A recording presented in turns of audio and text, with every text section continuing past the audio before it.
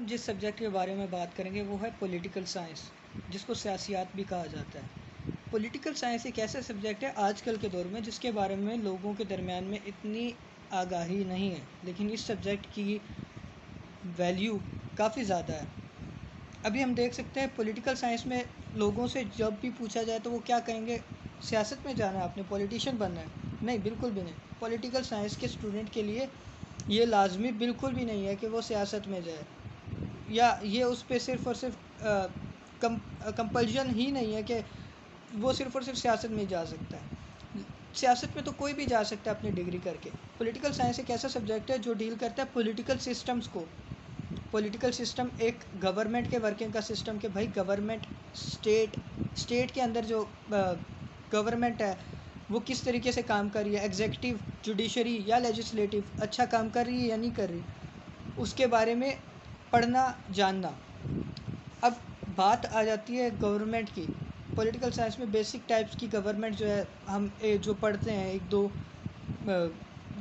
एक दो टाइप्स की बेसिक गवर्नमेंट है। एक प्रेसिडेंशियल सिस्टम ऑफ गवर्नमेंट है, दूसरा parliamentary system of government. Presidential system of government की सबसे बड़ी एग्जांपल है अमेरिका।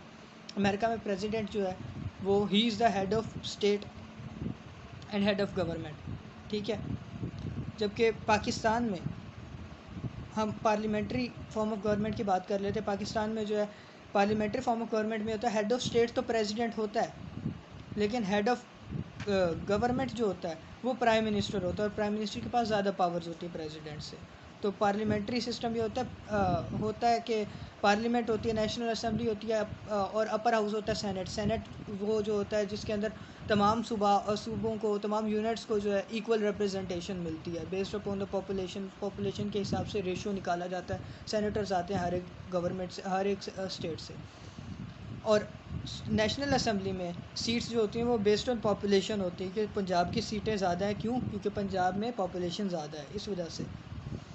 तो और हेड ऑफ नेशनल असेंबली होता है प्राइम मिनिस्टर, और वही होता है हेड ऑफ गवर्नमेंट, ठीक है। Leader of national assembly prime minister होता है, और लीडर ऑफ अपोजिशन होता है with from the opposition parties.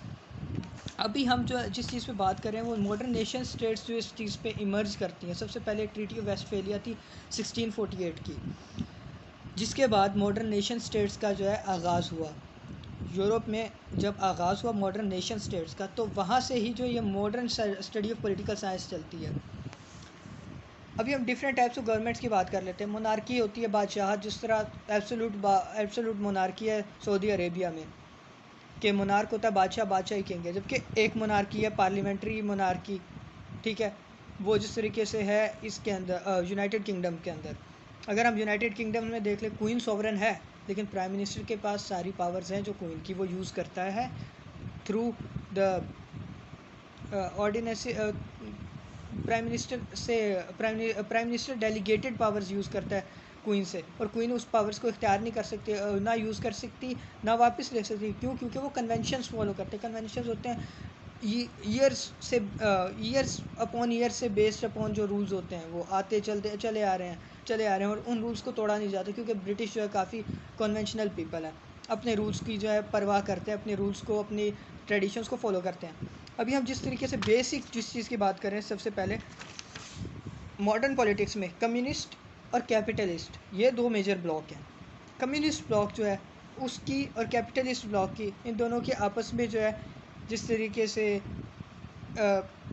लड़ाइयाँ चली हैं, उसी वजह से हम देख सकते हैं 1917 से लेके जब से बोल्शेविक रेवोल्यूशन आया और कम्युनिस्ट जो थे पावर में आए रशिया में, तब से लेके कोल्ड वार के एंड तक 1990 में जो हुई है, एंड हुआ है, और तब कैपिटलिज्म की जीत हुई है कम्युनिज़म पे।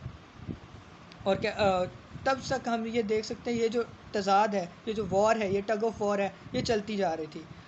अभी भी हम बात कर सकते हैं एक तरीके से इस दौर में भी जो है रशिया को रोकने के लिए अमेरिका क्यों सबसे आगे है, नेटो अलायंसेस क्यों सबसे आगे है? क्यों? क्योंकि वो उनकी वॉर अगेंस्ट कम्युनिज़म है। कम्युनिज़म जो है वो डिपेंड करता है स्टेट में जो है कोई पब्लिक प्राइवेट प्रॉपर्टी नहीं होगी, जबकि कैपिटलिस्ट कहते हैं हमारे पास प्राइवेट प्रॉपर्टी होनी चाहिए, अपना पैसा होना चाहिए, अपना कैपिटल होना चाहिए। तो ये एक सबसे बड़ी बहस है पॉलिटिकल साइंस में। उम्मीद है आप लोगों को ये सब कुछ समझ आ गया होगा। Right wing left wing politics भी इसी वजह से बनी है और इसी चीज़ों को डील करती है, इन्हीं चीज़ों को। That's all.